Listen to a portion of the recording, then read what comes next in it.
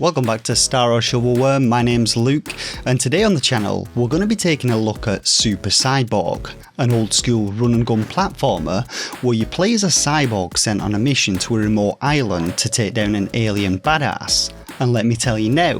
if you're a fan of the classic Contra games and are looking for a challenge, then this game is definitely going to scratch that itch. So without further ado, hit that like button to support me and the channel, subscribe if you enjoy my content and want to see more, and let's get into it.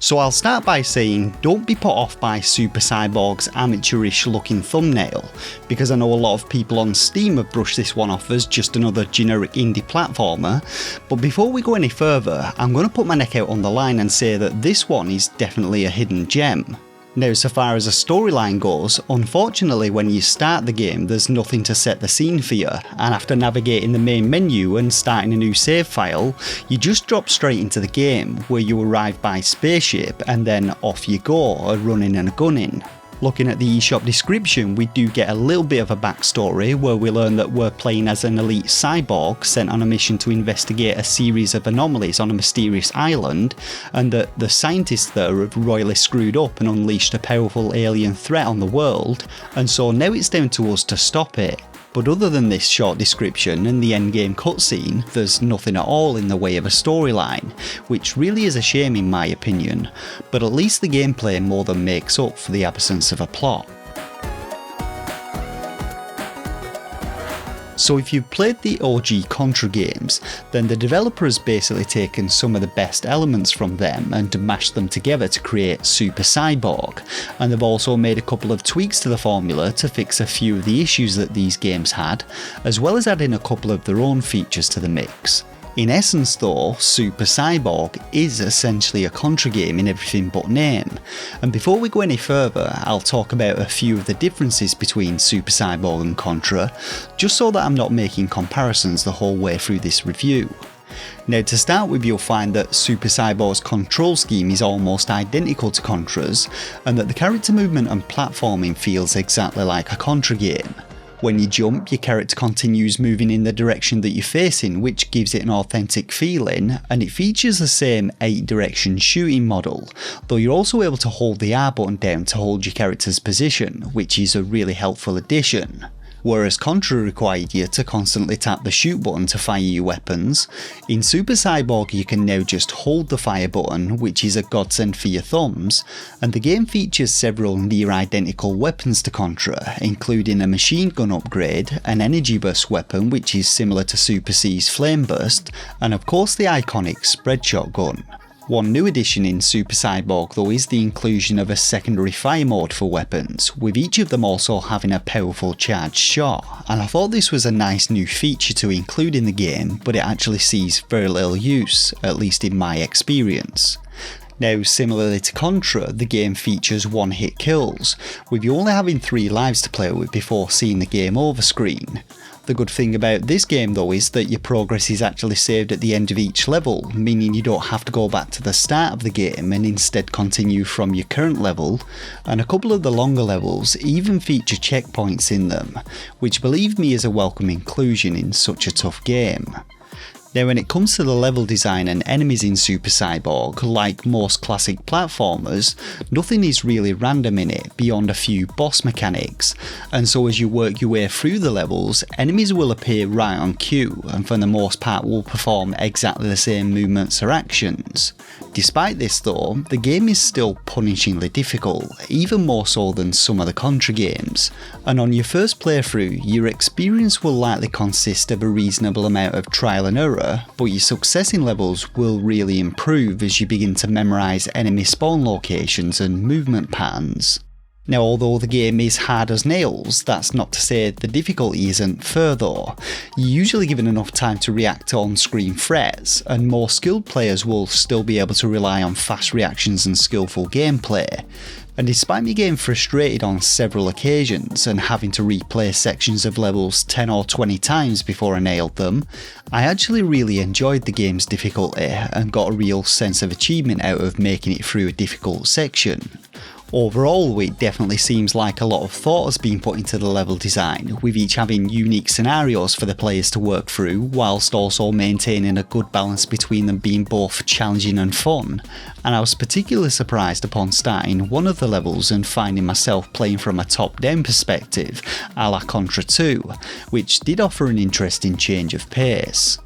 Now, enemy-wise, as with the level design, you'll no doubt draw a lot of parallels between the enemies in Super Cyborg and enemies from both the Contra games and other run-and-gun platformers of the time, though there is of course an overarching alien-like theme to them, and in general there's some really good variety to them, with each level introducing its own unique enemies, which really work well to complement the overall level design.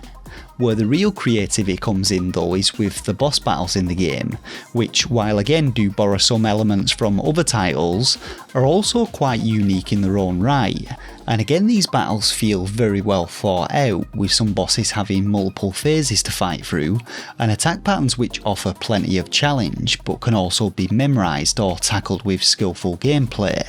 One thing I will say about the game though, which is true of most games in the genre, is that getting a hold of a weapon power up and not losing it by dying will really make your life a whole lot easier, both in the levels themselves and when going up against the game's bosses, and in fact some of the game's sections can be near impossible if you get stuck with your basic machine gun, and I usually found that in these situations it was best to just start the level over. Now, if you've played any of the modern Contra games and been disappointed by them, I'd say that Super Cyborg is probably the Contra successor you've been waiting for. It's about as close to Super C as you can get with the game, has some solid level design, and despite it being hard as nails, it's definitely the most enjoyable platformer I've played in a long time. If you wanted to play alongside a friend, just like Contra, Super Cyborg also has a 2-player local co-op mode, though unfortunately I don't have any footage of this, and if you're looking for even more of a challenge, after beating the game on normal mode you'll also unlock hard mode, which really takes things up a notch on the difficulty scale. Overall though, this one is a solid all-round run and gun platformer, and a definite must play for fans of the classic Contra games. So like the gameplay, the visuals and audio in Super Cyborg are outstanding. We get some fantastic visual art throughout the game, with some nice variety and great detail to the environments, and while a couple of the enemies are a little uninspiring in the visuals, the bosses definitely make up for this, and the art direction has a certain level of grotesqueness to it, which I have to say I really appreciated. Audio-wise, we get some awesome retro sound effects which all have that authentic 16-bit vibe to them, and the game's soundtrack is also pretty epic, with each of the game's tracks matching the level's environments nicely, and I'd say there's definitely some kick-ass beats for you to play along to in Super Cyborg. So performance-wise, the game runs perfectly on the Switch, and I don't think I ever experienced any slowdown or frame rate drops, which really was a pleasant surprise and no doubt a necessity considering the pace of the game. When it comes to issues, to be honest, there's very few to report. Everything feels well balanced, the controls are tight and the difficulty is firm but fair, and I think the only real complaints that I'd have to have would firstly be the lack of a leaderboard, as the game does record your score as you progress, but there is no in-game leaderboard, and I think the addition of an online leaderboard and a speedrun mode which records your timings would really add to the game's replayability. My second minor gripe is with Super Cyborg's progression saving and checkpoint system, which while it does alleviate the frustrations of having to start all over again, it also has a downside to it, as the only way to actually replay previous levels is to start a new game, and I think the addition of a level select would easily solve this issue.